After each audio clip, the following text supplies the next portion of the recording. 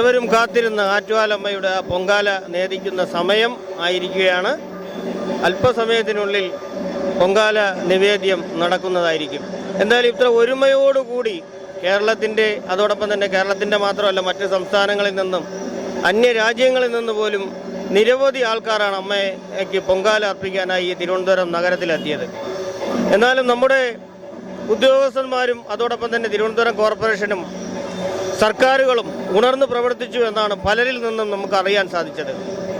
എന്തായാലും കഴിഞ്ഞ വർഷത്തേക്കാളും നിരവധി ആളുകൾ പൊങ്കാല ഇടാൻ വന്ന ഭക്തരും അതോടൊപ്പം തന്നെ അവർക്കൊപ്പം വന്നവർക്കും വിവിധങ്ങളായ സംഘടനകൾ നടത്തിയ പ്രവർത്തനങ്ങൾ അവർക്ക് വളരെ ഭംഗിയായി ഓരോ കാര്യങ്ങളും അവർക്ക് ലഭിച്ചു.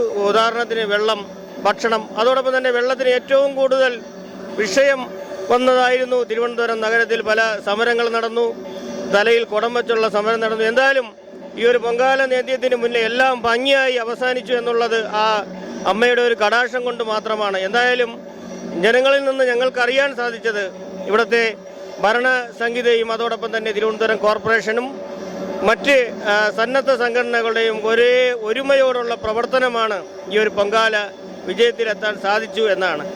എന്തായാലും ആ ഒരു പൊങ്കാല നിവേദ്യത്തിൻ്റെ ആ ഒരു ചടങ്ങിലേക്ക് നിങ്ങളുടെ തത്സമയം ഞങ്ങൾ കൊണ്ടുപോവുകയാണ്. കുടിവെള്ളവും അതോടൊപ്പം ഭക്ഷണവും എല്ലാം നൽകുവാൻ അവർക്ക് സാധിച്ചത് അമ്മയുടെ കടാക്ഷത്തിൽ ഏറ്റവും വലിയൊരു അനുഗ്രഹമായി കാണുന്നു. അവരെല്ലാം പറയുന്ന ഒരു കാര്യമെന്ന് പറഞ്ഞാൽ ഇതേപോലെയുള്ള കാര്യങ്ങൾ ചെയ്തിട്ട് പോലും അവർക്കൊരു ആദരവോ അല്ലെങ്കിൽ മറ്റു കാര്യങ്ങളോ സഹായം ചെയ്തില്ലെങ്കിലും കുഴപ്പമില്ല, ഇതൊക്കെ സംഘടിപ്പിക്കുന്നവർക്ക് എന്തെങ്കിലും ഒരു അനുമോദനമോ എന്തെങ്കിലും നൽകണമെന്നാണ് ഇവരെയൊക്കെ അഭിപ്രായം.